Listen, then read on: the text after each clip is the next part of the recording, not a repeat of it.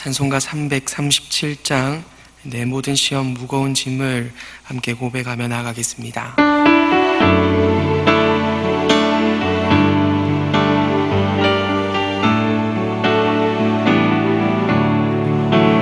내 모든 시험 무거운 짐을 주 예수 앞에 아뢰이며 근심에 쌓인 날 돌아보사 내 근심 모두 맡으시네. 무거운 짐을 나 홀로 지고 견디다 못해 쓰러질 때 불쌍히 여겨 구원해 주리. 은혜의 주님 오직 예수. 내 모든 괴로움 닥치는 환난 주 예수 앞에 아뢰이며 주께서 친히 날 구해 주사 넓으신 사랑 베푸시네. 무거운 짐을 나 홀로 지고 견디다 못해 쓰러질 때 불쌍히 여겨 구원해 주니. 은혜의 주님 오직 예수. 내 짐이 점점 무거워질 때 주 예수 앞에 아뢰이며 주께서 친히 날 구해 주사 내 대신 짐을 져주시네. 무거운 짐을 나 홀로 지고 견디다 못해 쓰러질 때 불쌍히 여겨 구원해 주리. 은혜의 주님 오직 예수. 마음의 시험 무서운 죄를 주 예수 앞에 아뢰이며 예수는 나의 능력이 되사 세상을 이길 힘 주시네. 무거운 짐을 나 홀로 지고 견디다 못해 쓰러질 때 불쌍히 여겨 구원해 주리. 은혜의 주님 오직 예수. 살아계셔서 늘 우리와 함께 하시며 우리를 붙드시는 삼위 하나님을 찬양합니다. 아버지 하나님, 우리를 만세전부터 택하시어 그 택하심에 따라 늘 우리를 인도하시니 감사합니다. 그 뜻을 위해 이 땅 가운데 오사 우리를 위해 피 흘리신 구주 예수님, 그 피 흘리심과 우리를 위한 그 찢어지심, 그리하여 우리의 양식 되심에 감사합니다. 늘 은밀한 자리에서 자신을 숨기시고 우리를 섬기시며 그리스도의 말씀을 깨우치시는 성령 하나님, 오늘 이 시간 일하여 주시옵소서.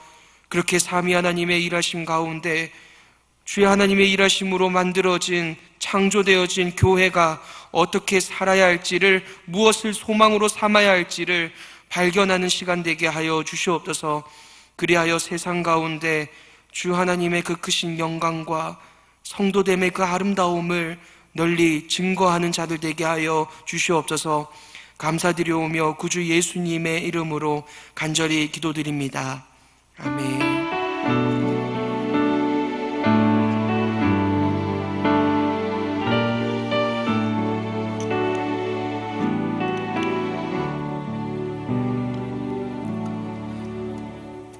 오늘 함께 보신 말씀 에베소서 2장 11절에서 13절까지 말씀 함께 읽도록 하겠습니다.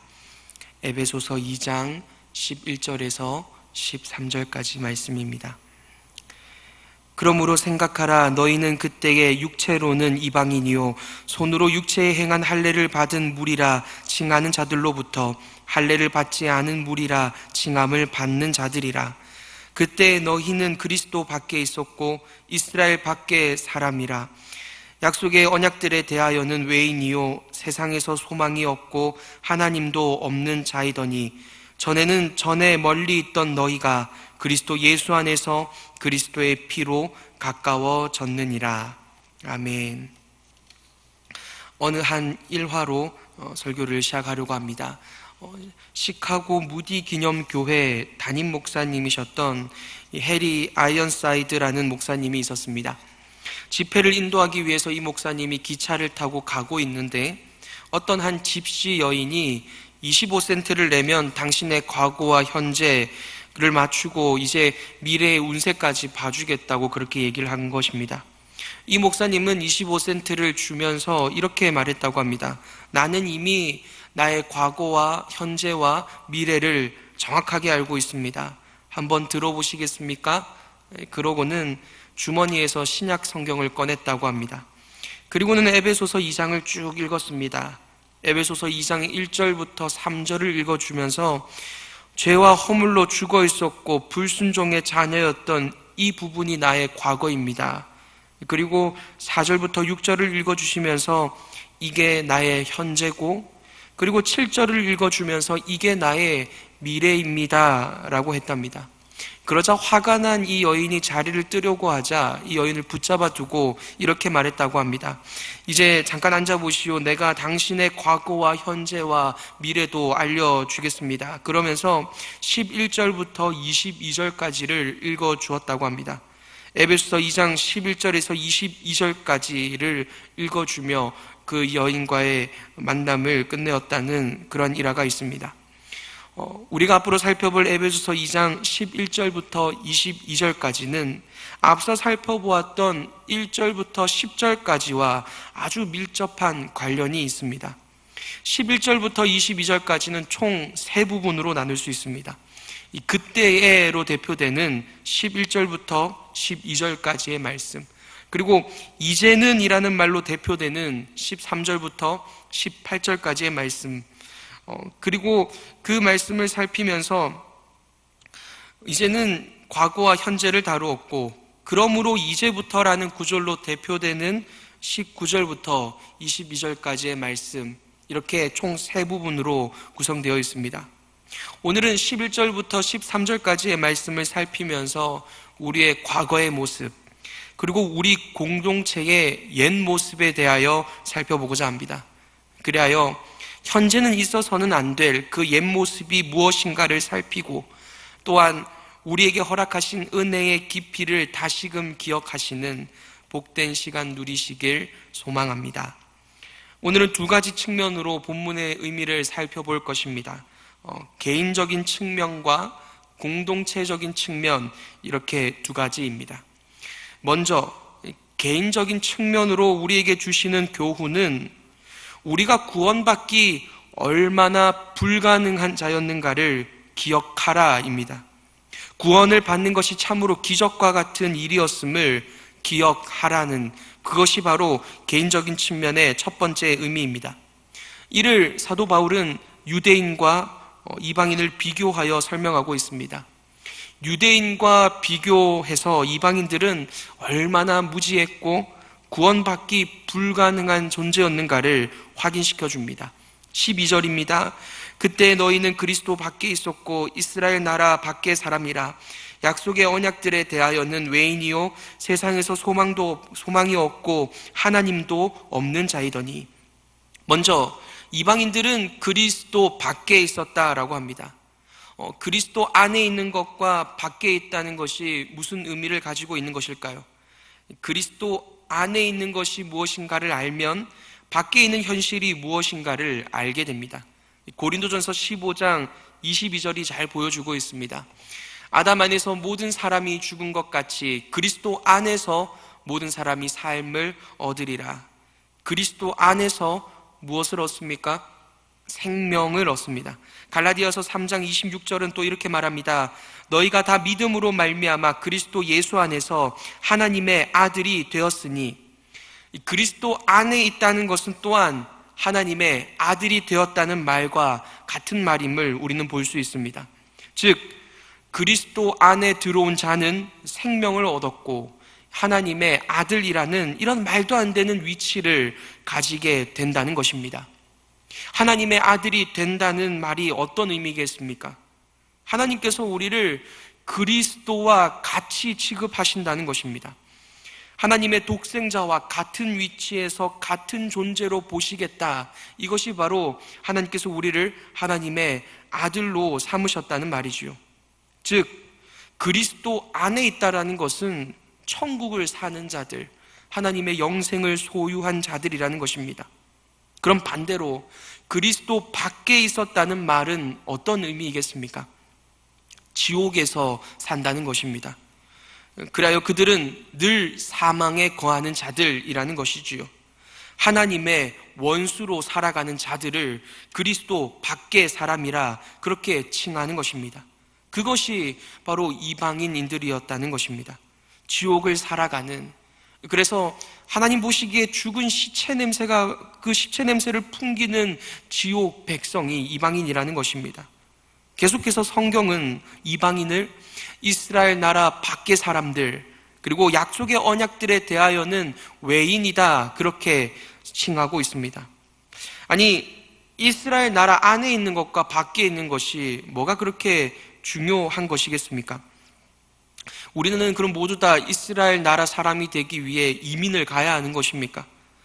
하지만 본래 구약의 율법 아래에서는 이스라엘 사람으로 태어나야 하나님의 백성이었습니다. 그리고 그 이스라엘 백성들 안에 들어와서 이스라엘 백성이 되어야만 하나님의 백성이 되었습니다.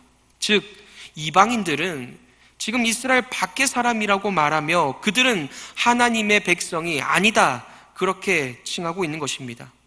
이는 예수님께서 사마리아 여인과 하신 대화에서 잘 드러납니다. 요한복음 4장은 이렇게 말합니다. 너희는 알지 못하는 것을 예배하고 우리는 아는 것을 예배하노니 이는 구원이 유대인에게서 남이니라. 구원이 누구에게서 난다고 말씀하고 계십니까? 유대인에게서 난다고 말씀하고 계십니다. 이것은 단순히 민족적인 차별을 의미하는 것이 아닙니다. 하나님께서 이스라엘에게 주셨던 것이 있지요. 이스라엘에게 주신 약속, 율법, 제사는 오롯이 그리스도를 가리키고 있습니다. 즉 하나님께서 주신 방법으로만 구원이 오는 것이라는 것입니다. 인간의 열심에 근거해서 구원이 주어지는 것이 아니라는 것을 예수님께서는 구원이 유대인에게서 남이라로 가르치신 것입니다. 인간이 만든 어떤 종교든 인간의 이상을 펼쳐낸 것 같은 그 어떤 방법이든 그 어떤 것으로도 인간의 열심에 근거해서는 구원이 주어지는 게 아니라는 것입니다. 그래서 그 어떤 것도 인간이 만든 종교나 인간의 이성으로 만든 그 어떤 방법으로도 하나님이 연락하지 않으신다는 것이지요. 유대인이 잘나서가 아니라 하나님이 그들에게 계시하셨기에 구원은 유대인에게서만 난다는 것입니다. 즉 지금 이스라엘 밖의 사람이라는 말은 구원의 방법도 알 수 없는 완전한 무지한 자, 그것이 이방인이라는 것입니다. 그렇기에 세상 가운데 소망이 없는 자로, 하나님 없는 자로 사는 이들이 바로 이방인이라는 것입니다. 생각해 보십시오. 세상 사람들이 어떤 소망을 가지고 그들이 살아가고 있겠습니까? 중고등부 아이들과 이야기를 하면 이제 이 종교 그 자체가 아이들의 또래 청소년들에게 부정적인 개념이 되었음을 아이들이 막 얘기해 줍니다. 그래서 반에서 딱 이렇게 나뉜다고 합니다. 교회를 다니는 몇몇 소수 아이와 나머지는 다 무교, 이렇게 말이죠. 그런데 그 아이들이 무엇을 소망으로 살겠습니까? 죽으면 허무만 남는 인생, 그렇기에 인생을 향한 발걸음 속에 깊은 두려움과 좌절과 허무함만이 가득한 인생 아니겠습니까? 이렇듯 오늘 본문에서 말하는 이방인을 한마디로 정리하자면 하나님과 상관없는 자들일 것입니다. 하나님께서는 하나님과 전혀 상관없던 자들, 하나님과 완전히 무관한 자들, 그래서 하나님께서 그냥 도움의 손길을 뻗지 않으셔도 그 어떠한 나무람과 그 어떤 책망도 받지 않아도 되는 그 존재들을 부르셨다. 그것이 바로 오늘 본문이 이야기하고 있는 것입니다. 요즘 SNS상에서 이러한 질문이 올라왔다고 누군가 캡처해서 보여주었습니다. 만약 지진이 나서 집이 다 붕괴되고 있는 그 상황에 당신의 눈앞에 작은 구멍이 하나 있습니다. 그 구멍은 너무 작고 이제 곧 집이 붕괴될 것 같습니다. 하나만, 그 구멍을 통해서 단 하나만 구할 수 있는데, 첫째는 당신이 키우고 있는 강아지가 있고, 둘째는 옆집에 부모를 잃어버린 갓난 아이가 있습니다. 누구를 구하시겠습니까? 였습니다. 사실 애초에 질문이 되어서는 안 되는 얘기이겠지요. 그런데 결과가 충격적이었습니다. 20% 정도의 사람은 강아지를 선택했습니다. 나와 상관없는 다른 옆집의 아이를 키워서 내가 어떤 손해를 보겠냐라는 것이지요. 40% 정도의 대다수 사람들은 모르겠다를 답했습니다. 그때 그 상황에 가봐야 알겠다는 것이지요. 나머지 40%의 사람만 아이를 구할 것이라고 답했다고 합니다. 나와 상관이 없다면 인간의 생명마저 경시할 수 있는 그러한 시대를 우리는 살고 있습니다. 그런데 만약 하나님께서 우리 인간과 같았더라면, 하나님과 전혀 상관없는 이방인은 그냥 버림을 받아도 아무 할 말이 없었을 것입니다. 그리고 그들은 그렇게 버림받았을 것입니다. 그런데도 하나님께서는 하나님과 전혀 상관이 없는, 그렇게 상관없이 살아가는 이방인들, 그리스도 밖에서 지옥을 살아가며 그렇게 구원의 방법조차 알 수 없는 그들을 찾아오셨고 생명을 주시며 하나님의 아들로 살게 하시는 것입니다. 성도님 여러분, 그 이방인이 바로 우리입니다. 그 이방인은 저 먼 곳에 있는 다른 사람이 아니라 바로 우리입니다. 문득 이런 생각을 해보신 적이 없으십니까? 만약 내가 하나님을 몰랐다면, 삶의 어려움이 찾아오는 순간마다 우리의 삶에 하나님께서 함께 하시지 않았다면이라고 말입니다. 깊은 좌절과 절망의 삶, 허무함만 품은 채 이 인생을 살아간다면 이미 삶을 포기해버렸을지도 모르지 않습니까? 허나 이제 우리의 과거와 정반대의 삶을 살게 하셨습니다. 우리는 그리스도 안에 들어온 자들입니다. 이제는 이스라엘 나라 사람이 아니라 하나님 나라 사람, 아니 그것을 넘어 하나님의 아들이 되었습니다. 하나님의 백성이 되었습니다. 이제 약속을 받아 소망을 품고 살아가는 자들이 되었지 않습니까? 그래서 디모데후서는 이렇게 고백합니다. 디모데후서 1장 12절입니다. 이로 말미암아 내가 또 이 고난을 받되 부끄러워하지 아니함은 내가 믿는 자를 내가 알고 또한 내가 의탁한 것을 그날까지 그가 능히 지키실 줄을 확신함이라. 구원 얻는 것이 불가능하며 하나님과 전혀 상관없던 자들, 구원 얻을 자격이 없는 우리를 부르셨다면 앞으로도 우리의 자격 요건이 아니라 하나님의 전적인 능력으로 우리를 지키실 것입니다. 많은 사람들이 은혜라는 이 단어를 오해하며 살아갑니다.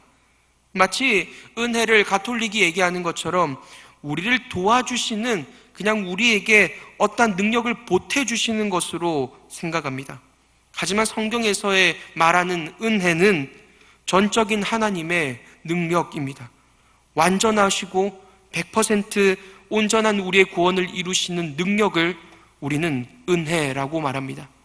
부디 고난 중에도 낙심치 마시고 우리의 소망을 붙들고 담대히 성도로 살아가시는 모든 성도님 여러분 되시길 소망합니다. 하나님과 전혀 상관없는 우리를 부르셨다면 앞으로의 우리의 삶도 주 하나님께서 온전히 하나님의 은혜와 그 전적인 능력으로 붙들어 가실 것이니 늘 우리의 소망 되신 주님을 붙들어 날마다 성도로 살아나가시는 모든 성도님 여러분 되시길 소망합니다.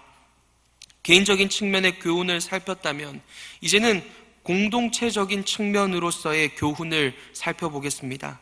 그것은 바로 교회의 하나됨은 오직 그리스도의 피를 의지함으로 말미암아 가능하게 된다는 것입니다. 그 피를 의지할 때에야 교회는 굳건한 하나됨을 누리게 됩니다. 흔히 한 공동체가 하나 되지 못하는 몇 가지 이유가 있지요.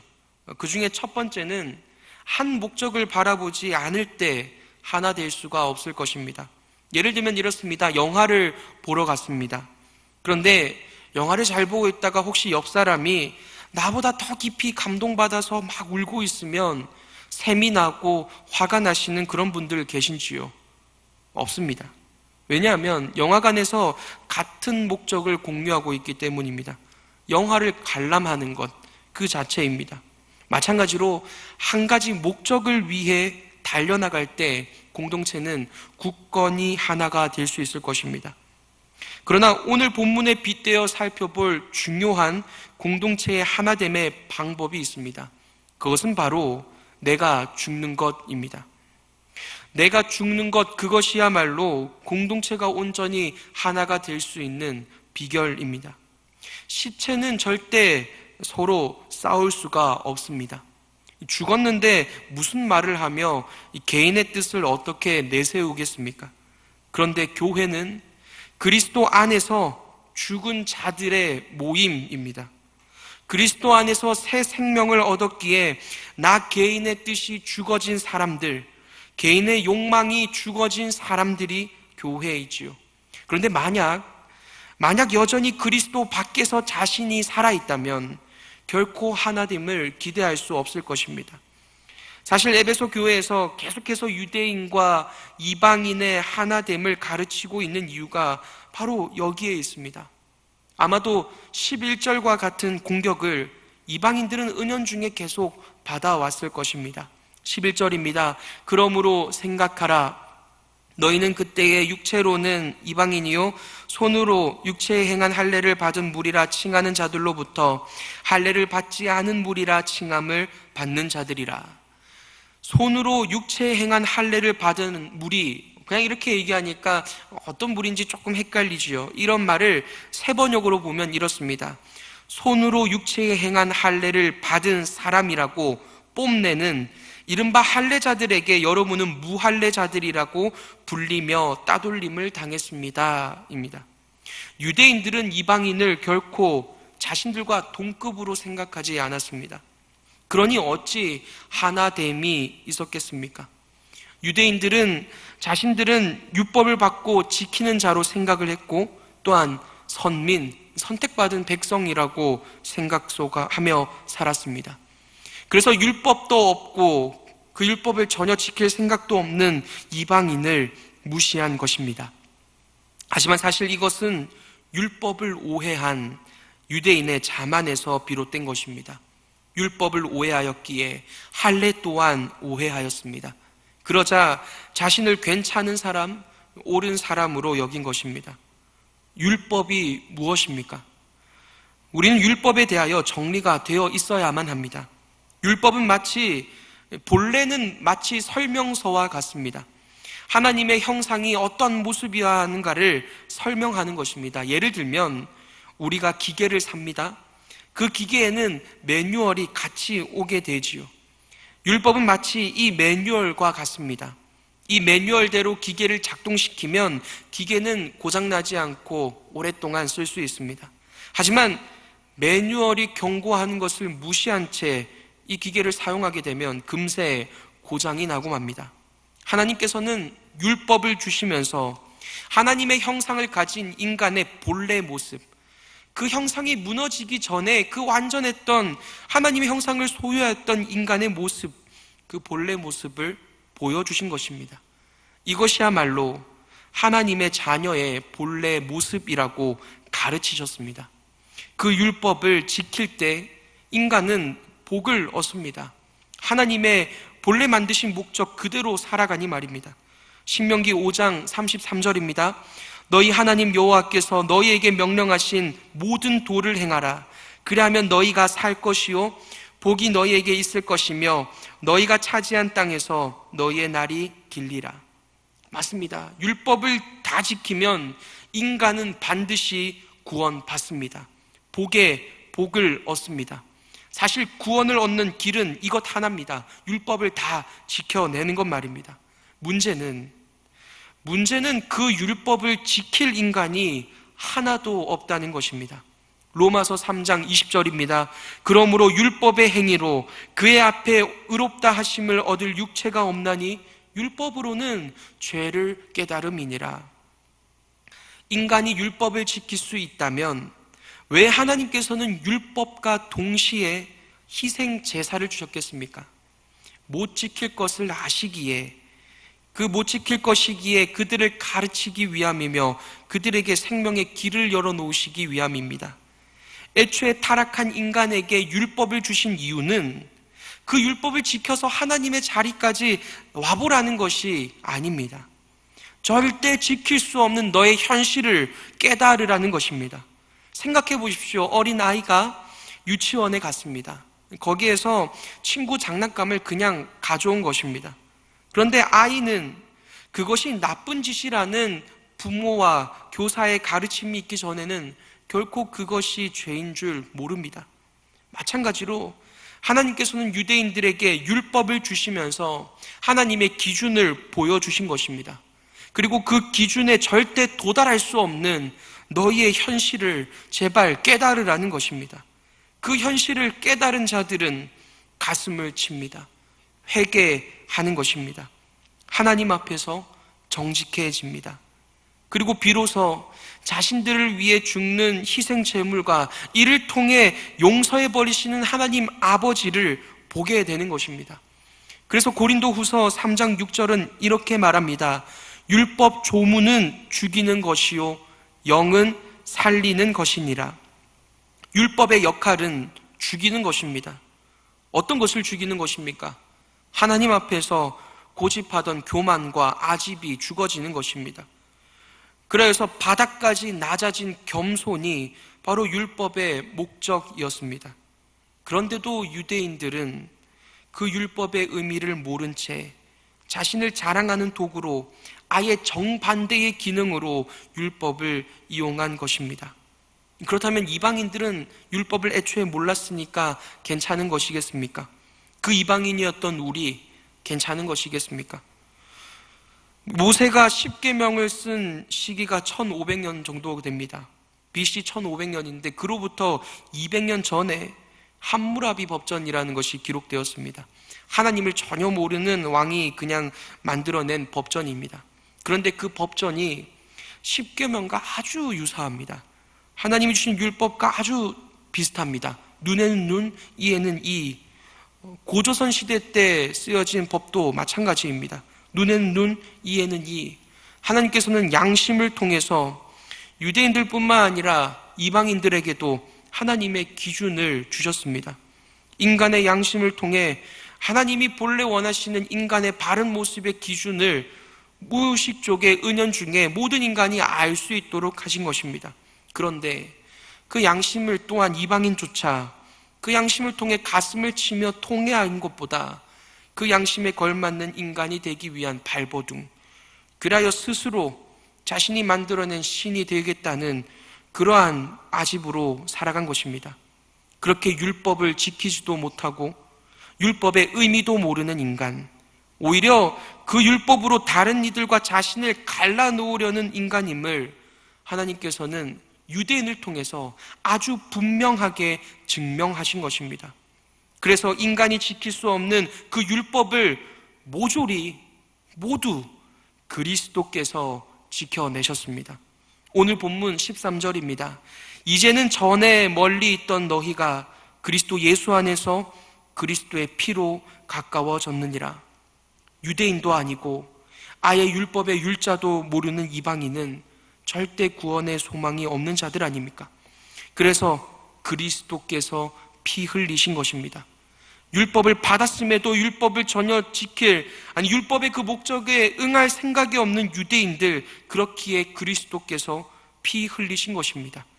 인간의 실패를 그리스도께서 성공으로 바꾸시기 위함입니다.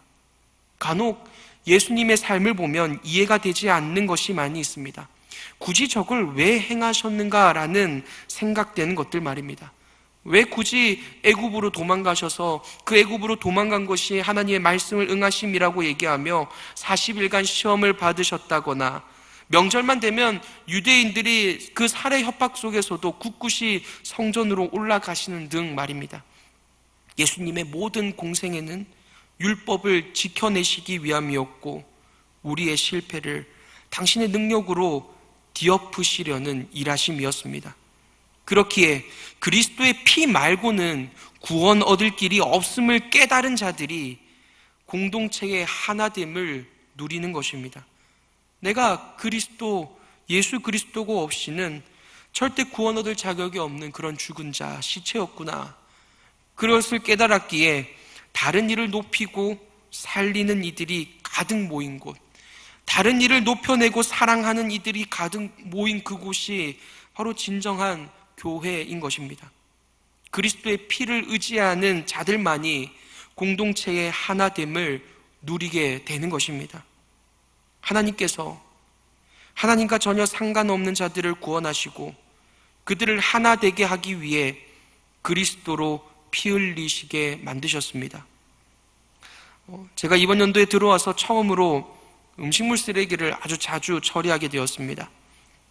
일주일에 3번씩 비울 때 여름에는 자주 구더기가 득실거리는 것을 보게 됩니다. 아주 작은 날파리 구더기이죠. 문득 그것을 보다가 이 찬양 가사가 떠올랐습니다. 이 벌레 같은 날 위에 라는 하나님의 은혜로라는 찬양의 가사이지요. 매일 하나님 앞에서 저는 벌레 같습니다, 난 티끌입니다, 저는 자격이 없는 자입니다 라고는 하지만 실제로 벌레를 보면서 그 사실을 인정하고 있지 않았음을 알게 되었습니다. 그리고 문득 구더기가 득실거리는 그 모습을 보면서 하나님 앞에서 우리의 모습은 늘 저 구더기와 같을 터인데, 하나님께서는 그 아들을 이 땅에 보내신 그 모습, 하나님께서 그 아들을 이 땅 가운데 보내신 딱 그 모습은 우리가 마치 우리의 아이를 음식물 쓰레기통으로 집어넣은 것과 같을 터이고, 하나님께서 하나님과 전혀 상관없는 우리를 위해 아들을 피 흘리게 하시고 우리의 생명의 양식이 되게 하신 것은 마치 그 구더기들을 위해 우리의 아이를 피 흘리게 하고 먹이로 던져주는 것과 다를 것이 없을 것입니다. 그렇기에 이런 말도 안 되는 은혜를 경험한 사람들, 율법을 통해서 나는 구더기와 같은 자가 맞구나를 발견하고 그런 나를 위해 그리스도께서 피 흘리셨구나를 깨달은 자들이 비로소 다른 일을 위해 섬기는 자의 모습으로 드러나는 것입니다. 성도님 여러분, 우리가 여전히 살아있으면 공동체의 하나됨은 결코 이루어질 수 없습니다. 말씀 앞에서 나의 본 모습을 정직하게 바라본 사람, 그리하여 그리스도께서 구원자가 되시는 것이 간절해진 그 사람이어야 합니다. 그리고 그럴 수 있는 방법이 오늘 본문 11절에 담겨 있습니다. 11절 앞부분은 이렇게 말합니다. 그러므로 생각하라. 그러므로 생각하라는 말에서 이 생각하다라는 이 말의 의미는 다른 본문에서는 이렇게 사용됩니다. 회상하다, 기억하다입니다. 즉 여기서 생각하라는 건 단순히 그냥 상상하라는 말이 아니라 늘 기억하라는 말입니다. 우리는 늘 기억해야 합니다.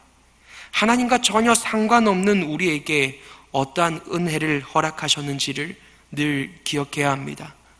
이것들을 기억하는 것이 우리의 삶에 계속 반복되어져야 합니다. 우리가 나누는 말씀의 교제 가운데 더 신박하거나 우리가 생각하지 못했던 걸 떠오르는 것이, 그것이 참된 말씀의 교제가 아닙니다. 진정한 참된 말씀의 교제는 이것을 기억하는 것입니다. 그래서 초대교회 성도들은 같은 설교를 3년을 주기로 계속 들었다고 합니다. 그 같은 내용은 이 정도입니다. 세례를 받는 그 사람에게 세례를 주기 위해서 진리를 가르치는 것을 교회가 3년을 주기로 계속 듣습니다. 다음 사람에게 세례를 줄 때 또 똑같은 내용을 반복해서 3년을 듣습니다. 그것들을 반복하면서 그리스도 앞에서 우리가 기억해야 할 이것들을 기억하기 위해 발버둥 친 것입니다. 우리의 삶 앞에서 우리의 본 모습을 깨닫고 그리스도를 붙잡으려는 시도와 이것들을 기억함이 우리의 삶 가운데 일어날 때에 어쩌면 우리가 꿈꾸는 모든 교회의 흥왕함과 부흥과 우리의 삶의 평안이 참으로 찾아올 것입니다.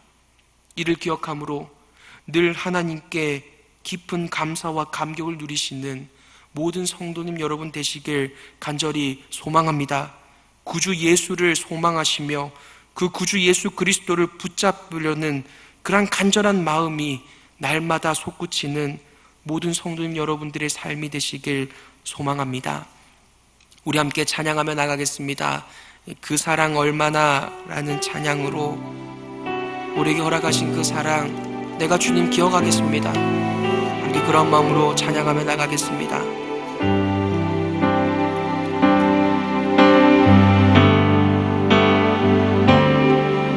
다 표현 못해도 나 표현하리라.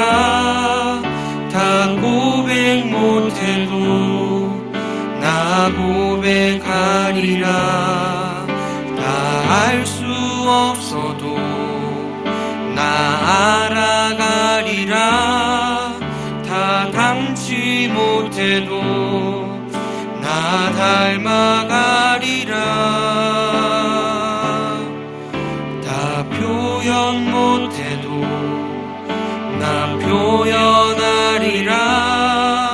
다 고백 못해도 나 고백하리라. 다 알 수 없어도 나 알아가리라. 다 닮지 못해도 나 닮아가리라.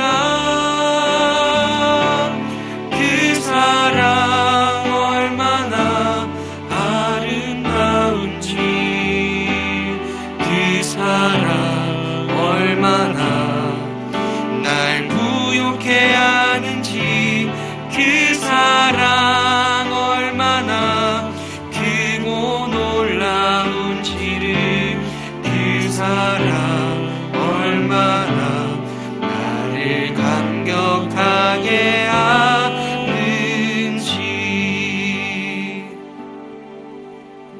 우리 함께 기도하며 나가겠습니다.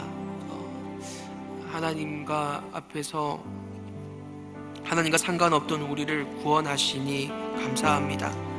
하나님만 소망 삼아 하루하루 살 수 있도록 기도해 주시길 바랍니다. 더욱 낮아지고 깨어질 수 있도록. 그래서 교회의 하나됨을 위해서면 내 뜻 하나는 능히 꺾어버리는 그러한 성도 될 수 있도록 기도해 주시고, 날마다 주 하나님의 은혜를 잊고 살아갈 수밖에 없는 우리의 비참함을 용서하시고 늘 주의 은혜와 사랑과 그 복음을 기억하며 나감이 풍성할 수 있도록 기도해 주시길 바랍니다. 성도들을 위해서 함께 기도해 주시길 바랍니다. 코로나 기간 속에서도 낙심하지 않도록 기도해 주시고, 또한 입원하고 있는 우리 환우들 어떠한 상황에서든 늘 주 하나님의 소망되심을 붙잡아 승리할 수 있도록 우리 함께 기도하며 나가겠습니다. 기도하시겠습니다. 사랑하는 아버지 하나님 감사합니다. 주님, 주와 상관없이 살던 우리를 늘 구원하여 주시니 감사합니다. 아버지 하나님, 버리신다 하여도 아무 할 말 없는 우리 아버지 하나님, 구원의 방법도 모른 채 우리는 본래 세상과 똑같이 소망 없이 살아가야 할 자들이 많습니다. 세상과 똑같이 소망 없이 이 땅 가운데 깊은 허무함만을 품은 채 살아가는 게 본래 우리의 삶이 맞음에도 불구하고 그러한 우리를 부르시어 주 하나님의 영광에 들어오게 하시고 그리스도 안에 살게 하시고 그리스도 안에서 아버지 하나님, 하나님의 아들로 살아가게 하시니 감사합니다. 아버지 하나님, 주 하나님의 하늘을 상속받은 자, 아버지 하나님 그런 영광을 받은 자로서 하루하루 주 하나님만을 소망 삼아 견디어내게 하시고 인내케 하시고 능히 그리스도의 고난에 동참하는 우리의 삶이 되게 하여 주시옵소서. 우리의 성도들 아버지 하나님 어려운 환경 가운데 경제적인 어려움과 많은 육체적인 어려움 가운데서도 능히 주 하나님만을 의지함만이 일어나게 하여 주시옵소서. 주께서 다스려 주시옵소서. 우리 마지막으로 우리 교회와 또한 나라와 선교사님들을 위해 기도해 주시길 바랍니다. 교회를 위해서 기도해 주시고 날마다 주 하나님의 영광이 가득하기에 그 영광을 서로 드러내는 그러한 멋진 교회 될 수 있도록 기도해 주시길 바랍니다. 나라와 선교사님들을 위해 기도해 주실 때에 어려운 이 나라의 정세를 주님 다스려 주시고 또한 주 하나님의 공의가 드러나는 나라, 또한 우리 선교사님들을 위해 기도해 주시길 바랍니다. 막힌 사역의 문이 열리고 속히 그 보고픈 지체들과의 교제가 풍성하게 일어날 수 있도록 우리 마중으로 주여 외치고 우리 함께 각자 개인적으로 기도하며 나가도록 하겠습니다. 기도하시겠습니다. 주여, 사랑하는 아버지 하나님, 우리 가운데 교회를 허락하여 주시니 감사합니다. 여전히 내 뜻이 죽지 아니하였고 여전히 내 고집과 하심이 죽지 아니하였기에 아버지 하나님의 은혜도 모르기에 아버지 하나님 능히 감격하며 감사하며 살아가지 못하는 우리를 용서하여 주시옵소서. 사랑하는 나의 아버지 하나님, 날마다 주 하나님의 그 크신 나라와 영광과 그 온전하신 하나님의 나라를 위해 우리를 사용하여 주시옵소서. 아버지 하나님, 이 나라 가운데 날마다 복음이 평만히 전파되게 하여 주시고 아버지 하나님 우리의 선교사님들을 붙잡아 주시고 그들의 사역의 길을 열어주시고 늘 주 하나님 그 복음을 위하여 일함이 끊어지지 아니하도록, 그래서 그 복음을